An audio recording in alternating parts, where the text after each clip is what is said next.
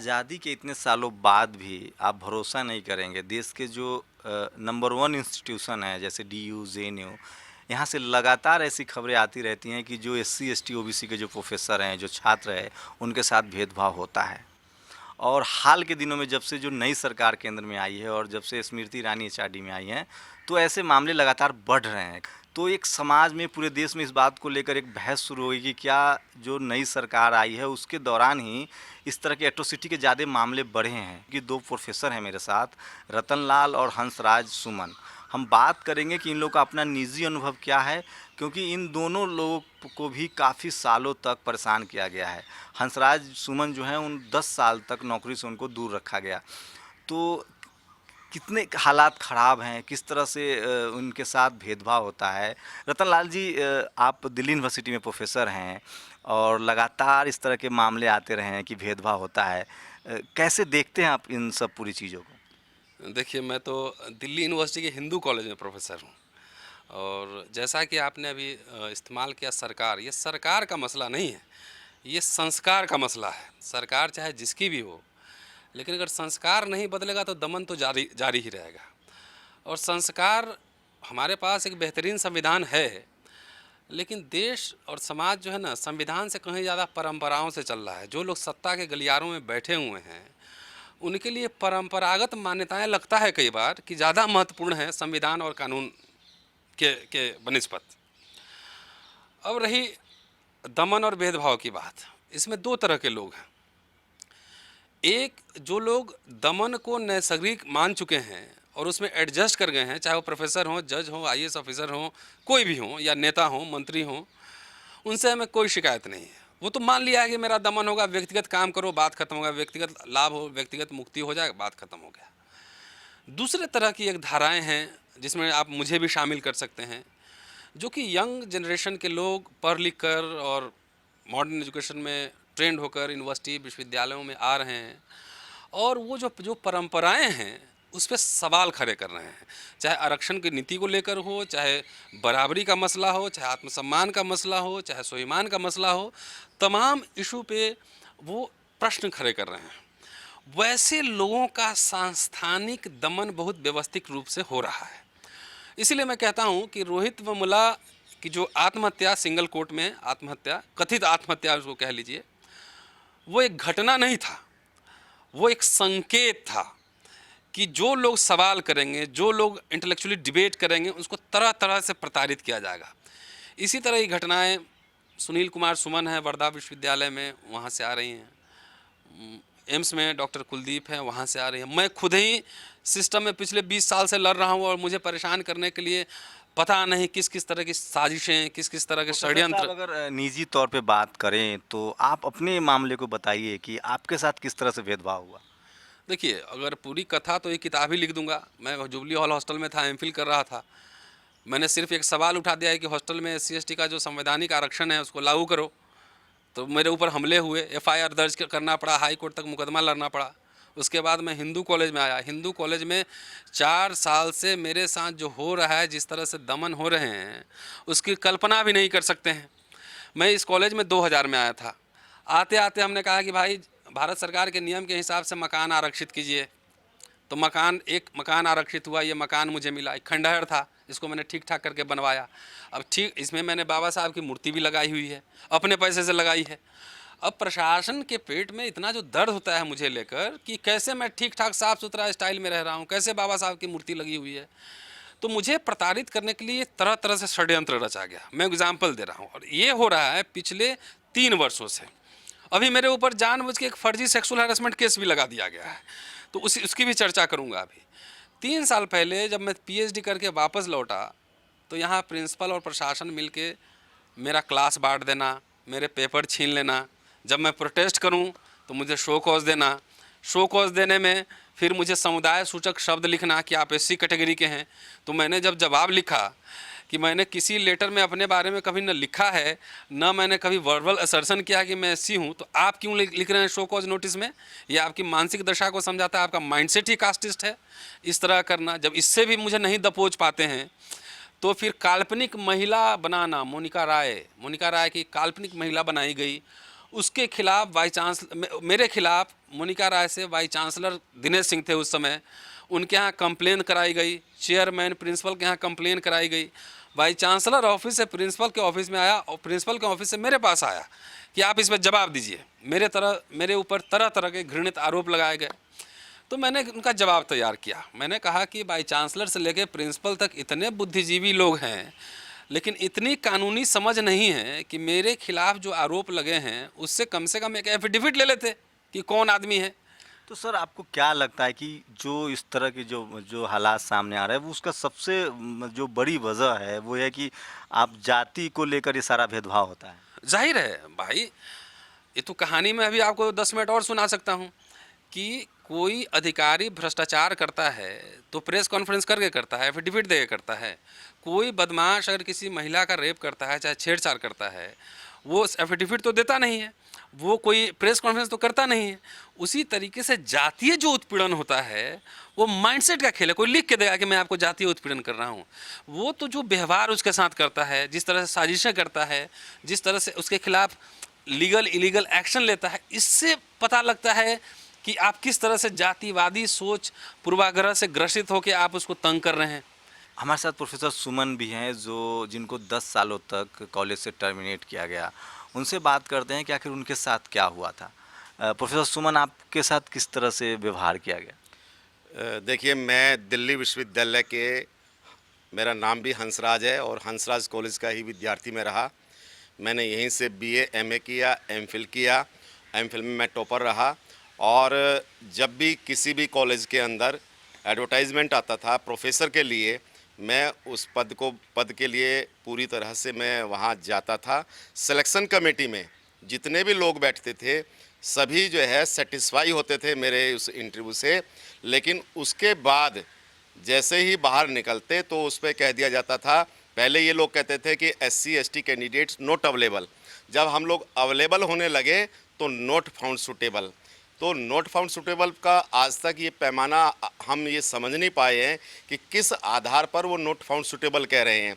जो योग्यता सामान्य वर्ग के छात्र की होती है वही योग्यता हमारी भी है।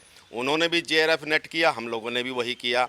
उनके भी उतने ही अंक है, हमारे भी उतने ही अंक सर है। ये मैं समझ गया जो शुरुआती प्रोसेस था। जब आप कॉलेज में आ गए हैं उसके बाद किस तरह से फिर आपको प्रताड़ित किया गया और आपको टर्मिनेट कर दिया गया? उसके बाद ये इस तरह से कि हमने तमाम वो, जैसे मेरा पहली नियुक्ति जो है वो अंबेडकर कॉलेज में हुई, वहाँ जो है उन सवालों को हमने उठाया कि अंबेडकर कॉलेज है और अंबेडकर कॉलेज में ही SC ST OBC की शिक्षकों की नियुक्तियाँ नहीं होंगी तो किस कॉलेज में होंगी। उन्होंने जो है कि क्या आपके ये लिखा हुआ है कि जो है SC ST OBC सारे यहाँ अंबेडकर कॉलेज में ही आएंगे। तो हमें जो है सामाजिक रूप से भी इस तरह से प्रताड़ित किया गया कि जो है इस तरह के सवाल आप मत उठाइए। ये सवाल जो है राष्ट्रीय स्तर के सवाल है, ये सवाल जो है उठाने चाहिए, सांसदों को उठाने चाहिए। आप इस तरह के सवाल यदि उठाएंगे तो यहाँ पर आपको नौकरी से हटा दिया जाएगा और तरह तरह के षड्यंत्र किए गए। मतलब आप लोग को साफ साफ कहा जाता था कि अगर जो संविधान में जो अधिकार हैं उसकी बात करेंगे, आप प्रोफेसर हैं तो आपको नौकरी से हटा दी जाएगी? हाँ बिल्कुल, उन्हें कि भाई आप जो है आपका काम केवल पढ़ाने का है, ना कि इस तरह के सवाल उठाना कि किस तरह से जो है आप SC ST OBC के छात्रों की समस्याओं को उठाएंगे, शिक्षकों की समस्याओं को उठाएंगे। 10,000 इस दिल्ली विश्वविद्यालय के अंदर शिक्षक है आज भी, लेकिन कोटा जो है वो मुश्किल से 5 या 6% भरा गया है। बाकी कोटा जो है सारा का सारा उस पर लोग कौन लगे हुए हैं? सामान्य वर्ग के।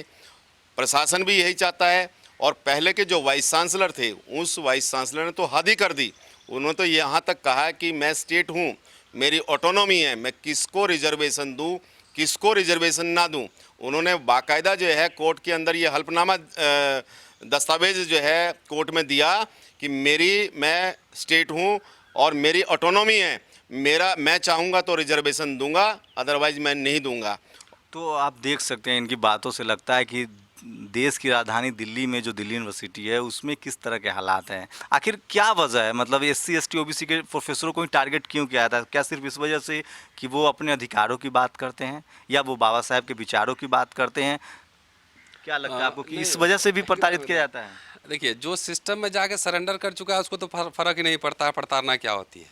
जैसा कि हंसराज जी ने कहा, जो लोग आत्मसम्मान की बात करते हैं, जो लोग सवाल उठाते हैं सामाजिक न्याय लेकर, उसको तरह तरह से प्रताड़ित किया जाता है। अब कैसे किया जाता है, मैं उदाहरण देके आपको समझा रहा हूँ। ये मेरा घर है। अब देखिए, ये पूरा कैंपस 33 एकड़ का है, लेकिन प्रिंसिपल क्या करेगा, मेरे घर के सामने जो है टॉयलेट सीट फेंकवा देता है, कचरा फेंकवा देता था पहले प्रिंसिपल। नया प्रिंसिपल आई हैं, वो भी एडहॉक प्रिंसिपल ही हैं, कार्यवाहक हैं, डॉक्टर अंजू श्रीवास्तव। उन्होंने कंपोस्ट पिट के नाम पे मेरे घर के सामने जो है 20 फुट का गड्ढा खोद दिया, उसमें तरह तरह के कचड़े, कीड़े मकोड़े, पत्ता, सूखा पत्ता डाल दिया गया है। आग लगेगी तो मेरा घर भी जलेगा, मेरे बच्चे यहाँ रहते हैं, इस तरह की तमाम बातें। मेरे घर के दूसरी तरफ रेसिडेंशियल कॉम्प्लेक्स है। जब वो मकान खाली हुआ तो उसमें सुलभ इंटरनेशनल प्राइवेट एजेंसी को उसको ऑफिस खोल दिया गया है, मेरे घर के एकदम दूसरे घर में। उसके जो पार्क लॉन जो थे, उसमें जो है बड़ी बड़ी बाउंड्री खींच के उसमें बोटैनिकल गार्डन बना दिया गया है। इसका क्या पर्पस है कि बरसात से जो रिज का पानी आए, जो पहले सड़क पे बाहर निकल जाती थी, वो बाहर नहीं निकल के जितना कचरा गंदा है वो सब मेरे कैंपस में घुटने भर पानी लग जाता है। बाबा साहब के लिए जो फाउंटेन बना है उसमें सारे कचरे इकट्ठे हो जाते हैं वहाँ पे। और आप समझ सकते हैं कि यहाँ पे प्लास्टिक के डब्बे कुछ कुछ इधर उधर होंगे, उसमें डेंगू के लार्वा पनप सकते हैं। तो ये सब साजिश होती है कैसे इसको तंग किया जाए कि घर छोड़ के भाग जाए यहाँ से। यही नहीं, मैं अपने डिपार्टमेंट सीनियर मोस्ट टीचर हूँ, सीनियर मोस्ट टीचर। मेरा पेपर छीन लेगा, मेरा क्लास बांट देगा, मुझे जूनियर मोस्ट टीचर की तरह काम देगा। वही नहीं, बिना कारण बताए मेरा पिछले साल जून का पैसा रुका हुआ है, टीए। वही नहीं, जब कॉलेज में फेस्टिवल होगा तो सारे कैंपस में जगह खाली पड़ी है, मेरे घर के सामने दुकान लगवा देगा, पूरा ही रोड ब्लॉक कर देता है, बच्चा स्कूल नहीं जा पाता है। और किसी को कोई बीमार पड़ जाए तो हॉस्पिटल भी नहीं लेके जा सकते हैं। तो ये तरह तरह की साजिश होती है। तो क्या आप ऐसे नहीं है, दिल्ली यूनिवर्सिटी में बहुत सारे SC ST OBC के टीचर होंगे, तो अमूमन लोगों के साथ भेदभाव होता होगा, लेकिन जो अगर विरोध करते हैं या मुखर होकर अपनी आवाज़ उठाते हैं, उनकी के लिए एकदम मुश्किल पैदा कर दी जाती है। हाँ हाँ, ये तो सांस्थानिक साजिशें होती हैं, लेकिन जो लोग सामाजिक रूप से सजग हैं उनके साथ ये दमन होती है। मैंने ये सारी जितनी मैंने घटनाएं सुनाई अभी आपको, प्रिंसिपल को मैं साल भर से चिट्ठी लिख रहा हूँ कि आप मेरी समस्याओं का निराकरण कीजिए। मेरे घर, मेरे परिवार, मेरे बच्चों को दिक्कत हो रही है, यहाँ स्मेल आता है, ख़राब स्मेल आता है, ये सब परेशानी है, मेरे बच्चों को बीमार पड़ सकते हैं। तमाम तरह की चिट्ठी लिखने के बावजूद प्रिंसिपल चूँकि खुद शामिल हैं पूरे साजिश में, तो कोई एक्शन नहीं लिया। मैंने 5 फरवरी को मॉरिस नगर थाने में जाके मैंने SHO को मैंने लिखा कि आप जो है प्रिवेंशन ऑफ एट्रोसिटीज़ एक्ट के अंतर्गत प्रिंसिपल और अन्य के खिलाफ मुकदमा दायर कीजिए। थाने ने उस समय कोई कार्रवाई नहीं की। फिर मैंने 3 मार्च को मैंने एक रिमाइंडर लिखा, तो उस रिमाइंडर के जवाब में थाने ने कहा कि आपके पास जितने भी इस पूरे मसले से जुड़े हुए भेदभाव और दमन के जो कागजात हैं, जो प्रमाण हैं, वो दीजिए। आप देख सकते हैं ये 50 पेज मैंने दिया है उनको। इसके अलावा मैंने फ़ोटोग्राफ्स व्हाट्सएप किए हैं, लेकिन कोई कार्रवाई नहीं हुई। मैं 4 अप्रैल को मैं DCP यहाँ पे हैं मधुर वर्मा, उनसे मैं मिला, उनको रिप्रेजेंटेशन दिया, सबकी कॉपीज इसमें लगी हुई है, कोई कार्रवाई नहीं हुई। 6 तारीख को मैं मिला पुलिस कमिश्नर आलोक वर्मा से, सारी स्थिति से मैंने अवगत कराई उनको। मैंने कहा उनको कि मैं इतिहास का छात्र हूँ, इतिहास पढ़ाता हूँ, और जितने भी मैंने बात कही है सबका मैंने प्रूफ इसमें लगा दिया है, इसमें आप जांच करवा लीजिए। अगर मैं गलत हूँ तो मेरे ऊपर मुकदमा कीजिए। कोई कार्रवाई नहीं हुई। इसी दरमियान 11 मई को मेरे घर यहाँ पे 10 ट्रक सूखा पत्ता डला हुआ था, गर्मी का दिन है और खुला हुआ है वो कचरादान। वहाँ पे कोई सिगरेट अगर पी के फेंक दे तो आग लग जाएगा, मेरा घर भी जल जाएगा, मेरे घर में छोटे बच्चे भी हैं। पुंज और प्रशासन, पुंज हमारे यहाँ कॉलेज के चेयरमैन हैं, SNP पुंज कंपनी है, उन्हीं के मालिक हैं वो। ये पुंज और प्रशासन एयर कंडीशन में बैठकर 3 साल से मुझे मारने की साजिश कर रहा है, मुझे से मेरी नौकरी लेने की साजिश कर रहा है, मेरा घर खाली करवाने की साजिश कर रहा है। और मैं छात्रों से बात कर रहा हूँ तो आपको अपराध दिखता है, और मेरे खिलाफ जो साजिश हो रही है वो आपको नहीं दिखता है। इसी बात को उन्होंने घुमा फिरा कर उसमें से आधा पोर्शन तोड़ मरोड़ के पेश किया, और मेरे खिलाफ सेक्सुअल हैरेसमेंट का केस थाने में महिला आयोग और कॉलेज कंप्लेन कमेटी को दिया। कल ही मैंने DCP को और थाने में मैंने लिख के दिया है सारे प्रमाण के साथ कि इस तरह का फर्जी आरोप लगाना प्रिवेंशन ऑफ एट्रोसिटीज एक्ट के अंतर्गत आता है। प्रिंसिपल सहित जितने और इसमें शामिल है, जांच कीजिए, इनके ऊपर मुकदमा दर्ज कीजिए। लेकिन पुलिस मैं आपको बताऊं कि जिन लोगों से मैं बात कर रहा हूं वो कोई साधारण लोग नहीं हैं, वो लोग हैं जिन्होंने काफ़ी मेहनत की है, काफ़ी पढ़ाई की है और उसके बाद दिल्ली यूनिवर्सिटी जैसे जगहों पर वो आए हैं जहां वो पढ़ा रहे हैं। और जिस तरह से उनसे बात करने के बाद आपको अंदाज़ा हो रहा होगा कि आप सोचिए कि एक छात्र के रूप में अगर आप उस वर्ग से हैं जो हाशिए पर हैं तो उनके साथ क्या स्थिति होगी। खुद सुमन जी 10 सालों तक केस लड़े। हम उनसे बात करेंगे कि कोर्ट में जब वो इस पूरे मामले को ले जाते हैं तो क्या वहाँ भी इस तरह के हालात उन्हें झेलने पड़ते हैं? बिल्कुल शंभू जी, जब हम कोर्ट जाते हैं तो कोर्ट में हमारे खिलाफ वे लोग होते हैं जो हमारे ही अपने समाज के हैं। दलित दलित और ओबीसी के लोग, उनको ले जाया जाता है। उनको ले जाया जाता है। वहाँ के जो सवर्ण वर्ग के लोग हैं जो उनसे जुड़े हुए हैं कि ये लोग तुम्हारी नौकरी खा जाएंगे, उनको बाद में जब हम समझाते हैं कि नहीं, हम कोर्ट किस लिए आए, कोर्ट आए हैं आपके रिजर्वेशन के लिए, आपका सही ढंग से रोस्टर लागू कराने के लिए, आपके सही नियुक्तियां कराने के लिए। लेकिन जो है तब उनको समझ में आता है कि हाँ, आप वास्तविक रूप में लड़ाई लड़ रहे हैं।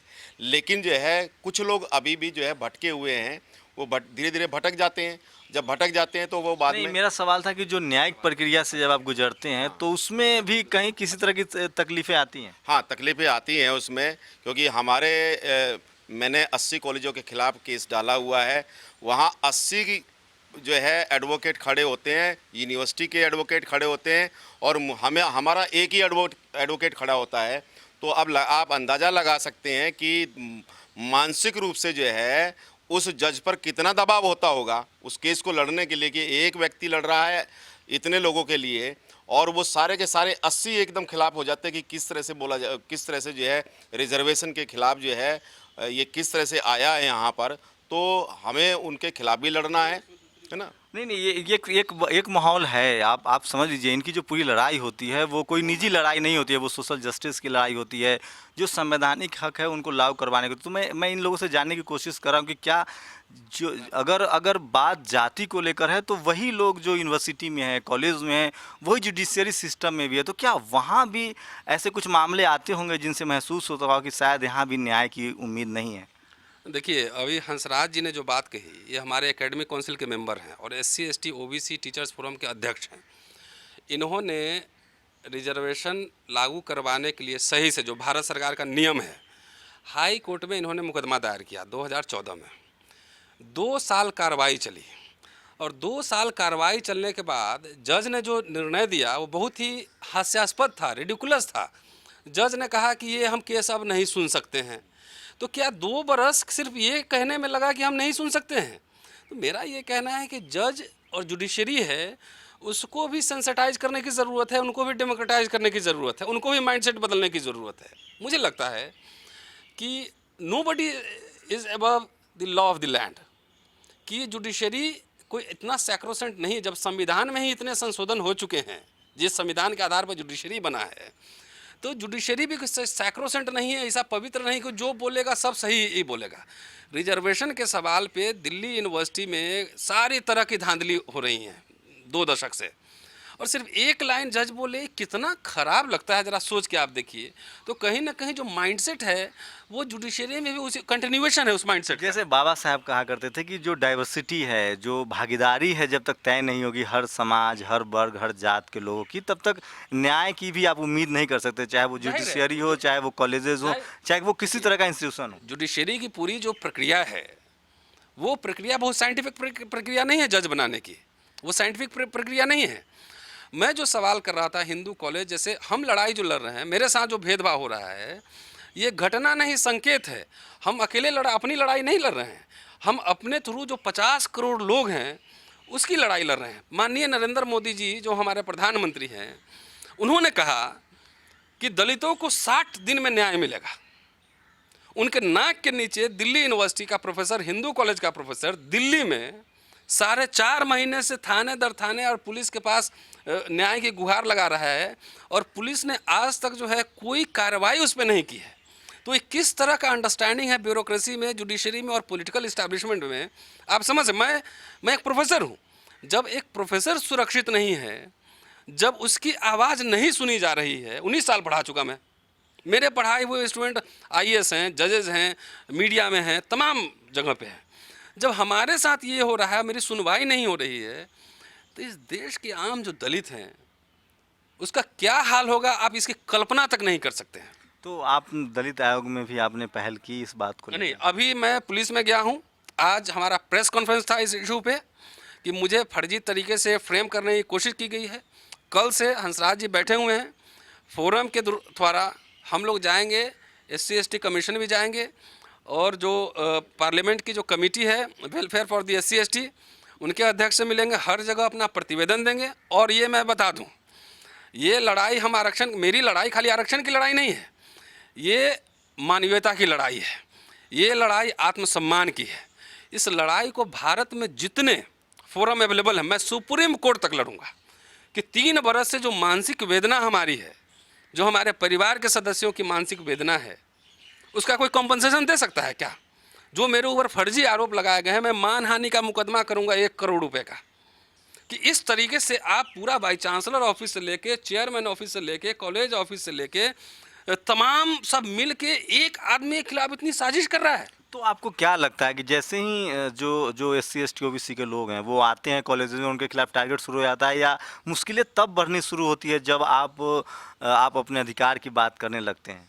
देखिए, जाहिर मैंने पहले कहा कि आरक्षण का अब मुखर विरोध कोई नहीं करता है, लेकिन जो व्यवस्था में जो लोग बैठे हुए हैं, जो मनुवाद के उत्तराधिकारी लोग हैं, वो ये समझते हैं कि अच्छा आ गए हो, कोई बात नहीं है, नज़र झुका के रहो, जैसे दलित दिखते हैं वैसा दिखो, सर में तेल लगा फटा हुआ एकदम ऐसा दिखो। ये लड़ाई दमन तो उन्हीं का होता है ना, कि जो पढ़ने लिखने वाले लोग हैं, जो सोचने वाले लोग हैं, जो लिखते हैं लगातार, जो बोलते हैं, जो व्यवस्था के इरेगुलरिटीज़ हैं, जो गलत जो कायदे कानून है इसके खिलाफ आवाज़ उठाते हैं, दमन वैसे ही लोगों का होता है, उनमें से मैं भी एक हूँ।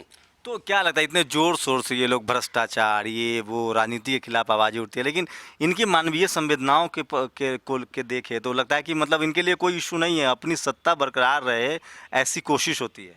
देखिए, बाबा साहब ने बहुत विस्तार से लिखा है इस पे कि अगर आप मानिए तो संविधान जो है ये पहला और आखिरी ही कह लीजिए ऐसा दस्तावेज है जो भारत के क्रूर, सामंती, निर्दयी सामाजिक व्यवस्था को सभ्य समाज की ओर ले जाने का प्रयास करता है। इसलिए बाबा साहब को बिग सलाम है उनको, कि उन्होंने उन परिस्थितियों में रह के कितना मेहनत किया होगा, कितना लोगों से लड़ा होगा दलितों को आत्मसम्मान और न्याय दिलवाने के लिए।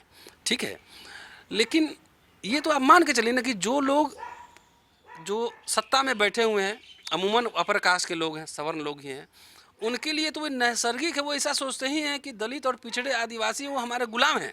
लेकिन प्रोफेसर साहब, एक धारणा है कि जो लोग पढ़ लिख जाते हैं वो चीज़ों को समझने लगते हैं, कॉलेजेस में, यूनिवर्सिटीज़ में जो हैं वो अपर कास्ट के भी हो, वो भी पढ़े लिखे लोग होते आते हैं, तो क्या उनमें उस पढ़ाई का असर नहीं होता? उनमें बताइए ऐसी कौन सी मनोदशा है जो उन्हें इस तरह से मतलब आगे बढ़ाता है कि आप इस तरह से व्यवहार कीजिए? देखिए, जाति व्यवस्था क्यों बनी थी? सत्ता पे नियंत्रण, सत्ता और संसाधनों पे नियंत्रण, और बाकी बड़े समुदाय को उससे बाहर रखने के, इसलिए बनी थी जाति व्यवस्था। विश्वविद्यालय जो है सामंतवाद के, मनुवाद के नृशंस अड्डे हैं कि जहाँ जहाँ संसाधन, सत्ता है, अब आरक्षण के थ्रू कुछ लोग उसमें भागीदारी कर रहे हैं, तो जो व्यवस्था में बैठे लोग हैं उनको लगता है कि तो मेरी निजी जो संपत्ति है, जागीर है, उसका डेमोक्रेटाइज, उसको उसमें ही लोग हक मार रहे हैं। तो इसलिए पढ़े लिखे लोग, डिग्री होना और शिक्षित होना, साक्षर होना और शिक्षित होने में फ़र्क है कि पढ़े लिखे लोग बहुत ही महीन काटते हैं, वो बहुत ही महीनी से जो है ये ज़्यादा जातिवादी हैं। गांव में तो हो सकता है कि ब्राह्मण और दलित एक दुकान में बैठ के तंबाकू खा ले, साथ में बातचीत कर ले। जातिवाद वहाँ सबसे ज़्यादा है जहाँ पे ज़्यादा संसाधन है, क्योंकि शहरों में, विश्वविद्यालयों में संसाधन है और वहाँ पे दलितों को अधिकार अब दिया जा रहा है, चाहे लड़के लोग ले रहे हैं। तो यहाँ पे सत्ता में बैठे लोग ज़्यादा क्रूर हो चुके हैं कि इनको आने नहीं देना है, और जो लोग आ रहे हैं, जो लोग बोल रहे हैं, जो सवाल उठा रहे हैं, उसका दमन करो किसी तरीके से, उसको भगाओ सिस्टम से। प्रोफेसर सुमन, अगर आपकी बात करें तो आप इतने लंबे समय से ये सारी लड़ाई लड़ रहे हैं, तो किस तरह की मुश्किलें आई आपको इन सब लड़ाइयों के दौरान? सबसे ज़्यादा तो लोग जो है वो साथ नहीं देते हैं। जब भी कोई घटना घटित होती है तो उस घटना में लोग साथ नहीं चलते हैं। साथ इसलिए नहीं चलते हैं कि उनको पता है कि यदि हम इनके साथ चले तो कल हमारे साथ भी ऐसा होने वाला है। और हम उनको याद भी दिलाते हैं, यदि आज मेरे घर में आग लगी है तो अगला नंबर आपका है। उसके बावजूद भी लोग जो है वो हमारे साथ आने से कतराते हैं। और यही कारण है कि जितने भी, चाहे वो कॉलेज है चाहे विश्वविद्यालय है, एक एक को चुन चुन करके ये सिस्टम जो है मारता है, ताकि जो है अगर एक एक को मारा जाएगा तो धीरे धीरे जो दूसरा व्यक्ति है वो उनके साथ में नहीं आ पाएगा। तो देखिए, आप किसी मुग़ल काल में या किसी अंग्रेज़ के ज़माने की बात नहीं है, ये आज की बात है। हम 21वीं सदी में जी रहे हैं और एक ऐसे देश में जहाँ डेमोक्रेटिक व्यवस्था है, जहाँ संविधान है, वहाँ आज भी जाति के आधार पे भेदभाव हो रहा है और ऐसे बड़े-बड़े जगहों पे हो रहा है। और आप कल्पना कीजिए कि जो लोग बमुश्किल से, आज भी भारत में डाइवर्सिटी के नाम पे बहुत कुछ हुआ नहीं है। बहुत मुश्किल से 10 से 12% जो एससी एसटी ओबीसी की आबादी है वो मेन स्ट्रीम में पहुंच रही है, लेकिन उसके बाद भी उनकी इतनी बुरी हालत है। प्रोफेसर रतन लाल हैं, उनकी एक अलग तरह की समस्याएं हैं, मानसिक, आर्थिक। इनका आरोप है कि मानसिक रूप से, आर्थिक रूप से और सामाजिक रूप से भी इन्हें प्रताड़ित किया जाता है। तो क्या है वो वजह, किस तरह के वो हालात हैं, इन पर हम बात कर चुके हैं, लेकिन आगे इन लोग की क्या रणनीति है, हम उनसे भी ये बात जानेंगे। देखिए, मेरी इस पे स्पष्ट एक समझ हो सकता है इस पे विवाद हो। एक लड़ाई तो 1932 में हम हार चुके हैं। जिस संस्कृति की बात हंसराज जी ने अभी की कि हमारे लोग आते नहीं हैं, डरे समय हुए, बाहर नहीं निकलते हैं, उनको डरा दिया जाता है। 1932 के पूना पैक्ट में वो लड़ाई हम हार चुके हैं, लेकिन हौसला नहीं हारे हैं। अभी ये लड़ाई हौसला नहीं हारे हैं। अगर पृथक निर्वाचन क्षेत्र हमारा मिल गया होता तो आज हम अपना नेता खुद चुनते। आज जिस रीढ़ विहीन, घुटना टेक संस्कृति में जी रहे हैं लोग, हमारे दलित, चाहे पिछड़े जो आईएएस ऑफिसर हैं, चाहे ब्यूरोक्रेट हैं, चाहे एमएलए हैं, चाहे मिनिस्टर हैं, वो सब पे इंडिविजुअल दबाव रहता है कि आप अगर सही बात बोलिएगा तो आपकी मंत्रालय चली जाएगी, आपको ट्रांसफ़र कर दिया जाएगा। तो ये घुटना टेक संस्कृति 1932 के बाद आई है। हमारा आंदोलन ये जारी रहेगा। ये आप समझ रहे हैं कि ये लड़ाई व्यक्तिगत नहीं है, ये सीधा सीधा राजनीतिक लड़ाई है। लेकिन प्रोफेसर साहब, पूना पैक्ट नहीं हुआ, लेकिन जो आरक्षण मिला उसे आज 132 से ऊपर सांसद दलित हैं हाँ, पार्लियामेंट में। तो क्या लगता है, उन लोगों की राजनीतिक समझ कुंद हो गई है? एकदम कुंद हो गई है। आप बताइए कि कैसे लोगों को टिकट दिया जाता है पार्टी में। हंसराज सुमन को टिकट मिलेगा? रतन लाल को टिकट मिलेगा? नहीं मिलेगा। रिजर्वेशन के नाम पे, दलित नाम पे वैसे वैसे लोगों को उठाया जाता है कि चुपचाप रहिएगा, खाली अपना टीए डीए लीजिए और बंगला लीजिए और कुछ सवाल नहीं उठाना है। ये शर्मनाक है कि हमारी स्टोरी दिल्ली के सारे अखबारों में छपती है, सोशल मीडिया पे चलता है। हमारी छोड़ दीजिए, रोहित वेमुला के इशू पे कितने एससी एसटी और ओबीसी सांसदों ने संसद में आवाज नहीं, ऐसी बात नहीं है। रोहित वेमुला को लेके उदित राज ने लंबा लेख लिखा है बहुत सारे। लेकिन एक बात तो मानना पड़ेगा, जो भी राजनीतिक डाइवर्सिटी में जो हैं, जो संविधान पार्लियामेंट में बैठते हैं, उन लोगों ने भी एक लंबी लड़ाई लड़ी है। वो राजनीतिक में इतनी आसानी से नहीं आया जिस इस तरह से कैसे नकार सकते हैं? हम नकार नहीं रहे हैं, हम सिर्फ ये कह रहे हैं कि इस व्यवस्था में व्यक्तिगत मुक्ति संभव है, लेकिन सामुदायिक मुक्ति संभव नहीं है। हमारे नेता अगर 132 और 35 अगर ओबीसी को जोड़ दें तो 250-300 एमपी होंगे। अभी जाके संसद में धरना पे बैठें कि हम पूरा आरक्षण लागू करना है, देश में कहीं भी दमन और भेदभाव होगा तो हम उसके खिलाफ सब मिलके कटिंग क्रॉस पार्टी लाइन आंदोलन करेंगे। क्यों नहीं करते हैं? 2 लाइन बोलने में क्यों शर्म आती है? आप आरक्षण को, सोशल जस्टिस को आप कॉमोडिटी मत बनाइए। इलेक्शन के टाइम में खाली हल्ला कर दिए और उसके बाद इलेक्शन जीत लिए, उसके बाद आपको नज़र भी नहीं आता है।